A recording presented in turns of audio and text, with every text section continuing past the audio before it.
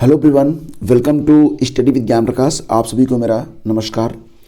उत्तर प्रदेश लोक सेवा आयोग की ओर से आज एक नया विज्ञापन जारी हो रहा है, जिसका जो संक्षिप्त विज्ञापन है आपके सामने है। ये विज्ञापन उत्तर प्रदेश प्राविधिक शिक्षा सेवा परीक्षा 2023 से संबंधित होगा। विस्तृत विज्ञापन आज यानी कि 21 दिसंबर को दोपहर के बाद आयोग की वेबसाइट पर उपलब्ध रहेगा। इसमें आपको सारी जानकारी डिटेल में मिल जाएगी, जैसे कि आवेदन की प्रक्रिया, शुल्क जमा करने की प्रक्रिया, जाति प्रमाण पत्रों का प्रोफार्मा, परीक्षा योजना, पाठ्यक्रम, परीक्षा केंद्रों के जिलों के नाम, एज में छूट, रिजर्वेशन वगैरह सब कुछ। अभ्यर्थी जो हैं वो विस्तृत विज्ञापन देखने के पश्चात ही आवेदन करेंगे। कुल रिक्तियों के बारे में बात करें तो रिक्तियाँ यहाँ पर मात्र 45 हैं।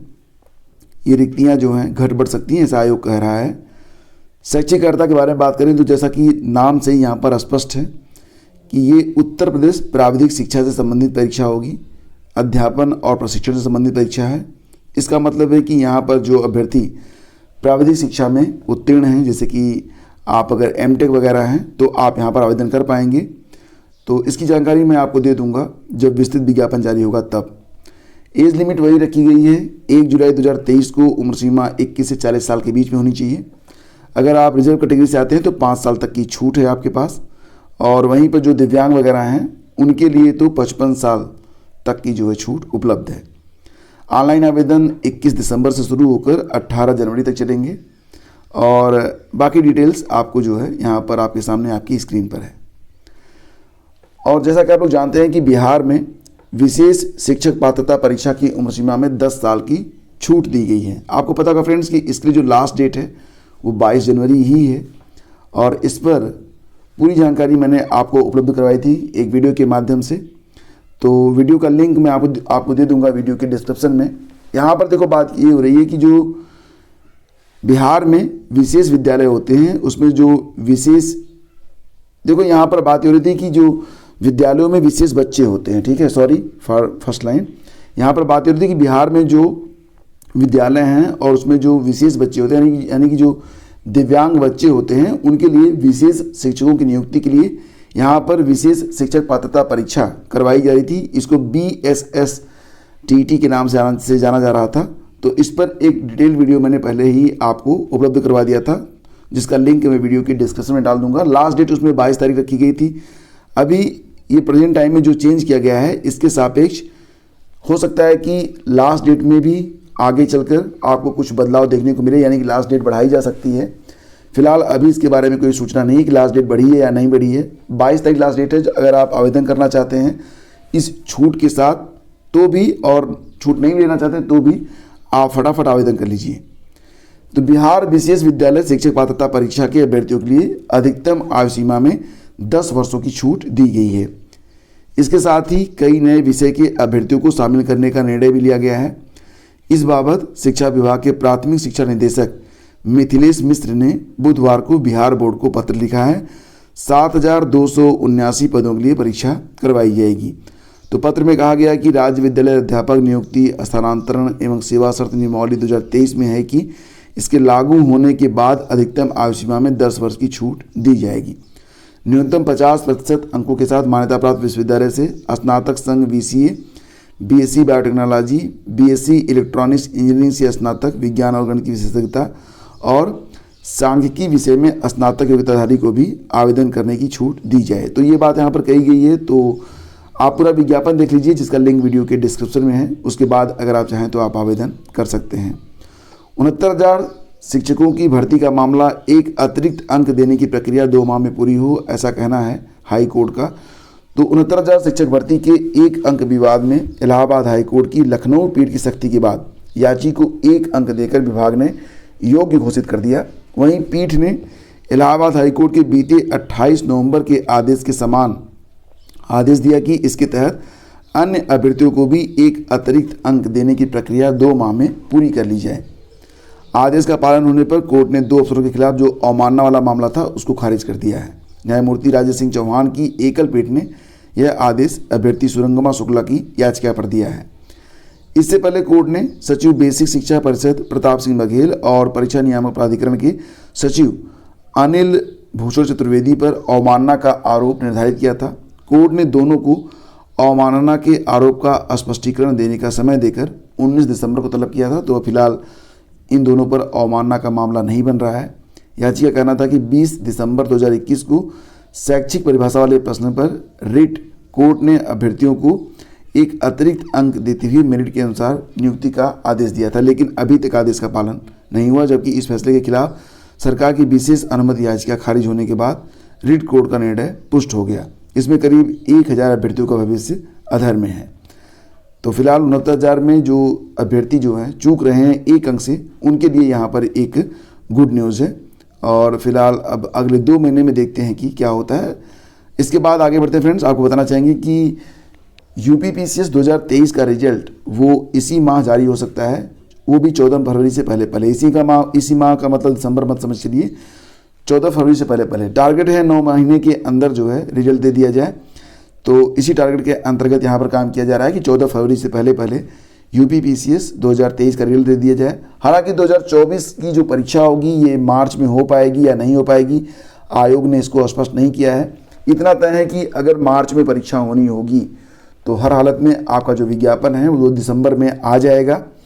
और अगर ऐसा नहीं होता है तो फिर आपकी जो यूपीपीसीएस की परीक्षा होगी ये लोकसभा चुनाव के बाद ही हो पाएगी। आपको बताना चाहेंगे कि जो विज्ञापन जारी हुआ था 2023 का, तो इसके लिए 14 मई को प्रारंभिक परीक्षा हुई थी। 26 जून को प्रारंभिक परीक्षा का परिणाम जारी कर दिया गया था। कुल 173 पदों पर विज्ञापन निकला था। बाद में पद बढ़कर 254 हो गए थे। मुख्य परीक्षा 26 से 29 सितंबर तक लखनऊ और प्रयागराज के केंद्रों में हुई थी। कुल 3,852 अभ्यर्थी जो थे वो मुख्य परीक्षा में पंजीकृत थे। 94% अभ्यर्थी जो थे परीक्षा में शामिल हुए थे। तो यहाँ पर 14 फरवरी से पहले रिजल्ट देने की बात हो रही है। और आपको ये भी बता दें कि अगर मार्च में 2024 पीसीएस की प्रारंभिक परीक्षा होनी होगी तो अगले 10 दिनों में नोटिफिकेशन आ जाएगा, जिसके बारे में अभी तक कोई चर्चा नहीं है। तो मुझे तो यही प्रतीत होता है कि ये परीक्षा लोकसभा चुनाव के बाद ही होगी। फिलहाल I am not very sure. आगे बढ़ते हैं।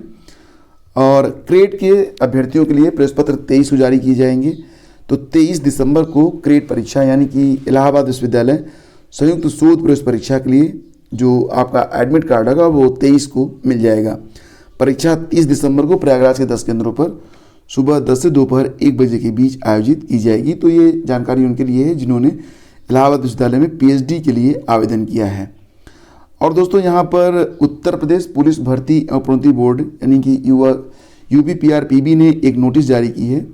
आपको पता होगा कि वर्तमान समय में यूपी पुलिस भर्ती बोर्ड ने कहा है कि कुशल खिलाड़ी के कोटे के अंतर्गत जो 546 कांस्टेबल पदों के लिए ऑनलाइन आवेदन कर रहे हैं अभ्यर्थी, तो अगर उनकी जो फीस है वो जमा नहीं हो पा रही है तो वो चालान के माध्यम से स्टेट बैंक ऑफ इंडिया में जमा कर सकते हैं। तो ये जानकारी है कि अपनी फीस वो ऑनलाइन आवेदन के लिए तय शुल्क 400 रुपये अपने संबंधित इस जनपद में स्टेट बैंक ऑफ इंडिया की मुख्य शाखा में चालान से जमा कर दें। तो स्पोर्ट कोटे से वैकेंसी आई हुई है, 546 पद हैं। 14 दिसंबर से लेकर 1 जनवरी तक अभ्यर्थी आवेदन कर पाएंगे। इसमें volleyball, kabaddi, football, table tennis, badminton आदि खेलों में प्रतिभाशाली व उपलब्धि प्राप्त युवक युवतियाँ इस भर्ती के लिए आवेदन जो है वो कर रही हैं। तो इसमें जो है वाटर स्पोर्ट, वॉलीबॉल यानी कि तमाम जो खिलाड़ी हैं उन्हीं के लिए वैकेंसी है। और रही बात एजुकेशन क्वालिफिकेशन की, तो 12वीं जो पास हैं वो इसमें जो है आवेदन कर सकते हैं। इसके अलावा जो एज लिमिट है वो 18 से 22 साल है। यूपीएससी ने एनडीए और सीडीएस की भर्ती का 887 पदों पर नोटिफिकेशन जारी किया है। इंडियन आर्मी, नेवी और एयर फोर्स में ये काफ़ी बड़ी वैकेंसी मानी जाएगी, बम्पर वैकेंसी। तो दोस्तों यहाँ पर जो जानकारी मिल रही है उसके मुताबिक यूपीएससी ने एनडीए और साथ ही साथ एनडीए के साथ साथ आपका जो सीडीएस की परीक्षा होती है दोनों के लिए विज्ञापन जो है वो जारी कर दिए हैं। तो एनडीए में 400 और सीडीएस में 457 पदों पर भर्ती निकली है। अगर आप इंडियन आर्मी, नेवी और एयर फोर्स में अफसर बनना चाहते हैं तो ये आपके लिए बहुत ही शानदार अवसर है। 12वीं पास युवा एनडीए, एनए के लिए और ग्रेजुएट युवा सीडीएस के लिए आवेदन कर सकते हैं। यूपीएससी एनडीए भर्ती और सीडीएस भर्ती दोनों के लिए 20 दिसंबर से ऑनलाइन आवेदन की प्रक्रिया शुरू हो चुकी है। अभ्यर्थी जो है वो upsconline.nic.in पर जाकर अप्लाई कर सकते हैं। दोनों भर्तियों के लिए आवेदन की अंतिम तिथि 9 जनवरी है। एनडीए और सीडीएस की लिखित परीक्षा 21 अप्रैल को करवाई जाएगी। तो 9 जनवरी तक आप आवेदन कर सकते हैं और 21 अप्रैल को इसकी परीक्षा होगी।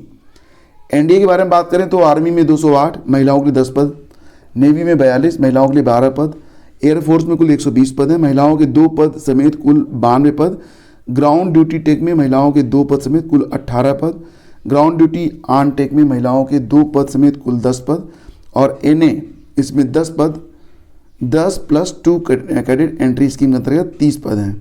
ठीक है, तो आयु कितनी होनी चाहिए? तो 2 जुलाई 2005 से पहले और 1 जुलाई 2008 के बाद की न हो। एनडीए की डिटेल शैक्षणिक योग्यता के अंतर्गत है कि थल सेना के लिए योग्यता है कि मान्यता प्राप्त स्कूल या शिक्षा बोर्ड से 12वीं पास हों आप, और नौसेना व वायुसेना के लिए योग्यता क्या है? नौसेना और वायुसेना के लिए फिजिक्स, केमिस्ट्री और मैथ सब्जेक्ट से 12वीं पास हों या समकक्ष हों। तो ऐसे अभ्यर्थी जो अभी 12वीं में हैं वे भी इन पदों के लिए आवेदन योग्य हैं। ऐसे अभ्यर्थियों को एसएसबी इंटरव्यू के समय पास होने का प्रमाण पत्र प्रस्तुत करना होगा। सीडीएस में भर्तियां तो एकेडमी के अनुसार रिक्तियों का विवरण Indian military academy IMA Dehradun, तो पद हैं 100, इंडियन नेवल एकेडमी में 32 पद, एयरफोर्स एकेडमी में 32 पद, ऑफिसर ट्रेनिंग एकेडमी में 275 पद। बाकी जो पद हैं आप यहाँ पर देख सकते हैं। सीडीएस की जो शैक्षणिक योग्यता है वो ये है कि आप किसी विषय में अगर बैचलर हैं तो आप आवेदन कर सकते हैं। नेवल एकेडमी मान्यता प्राप्त विश्वविद्यालय के संस्थान में इंजीनियरिंग में बैचलर डिग्री प्राप्त जो अभ्यर्थी होंगे वही आवेदन कर पाएंगे। एयरफोर्स एकेडमी में मान्यता प्राप्त विश्वविद्यालय से बैचलर डिग्री और 12वीं में फिजिक्स और मैथ का अध्ययन किया हो या इंजीनियरिंग में बैचलर डिग्री हो। ठीक है, तो नोटिफिकेशन आपको मिल जाएगा हमारे Telegram channel study with Gyan प्रकाश पर। सीडीएस की जो एज लिमिट है वो 19 से 25 साल है। एनडीए और सीडीएस के लिए चयन प्रक्रिया में लिखित परीक्षा और एसएसबी और इंटरव्यू होगा। और दोस्तों यहाँ पर यूपी पुलिस में महिला सिपाहियों की संख्या में ज़बरदस्त इजाफा होने वाला है। इस माह यूपी में पहली महिला बटालियन की भर्ती प्रक्रिया शुरू हो सकती है। शासन ने पीएसी की 3 महिला बटालियन में से 1 बटालियन में भर्ती की अनुमति दे दी है।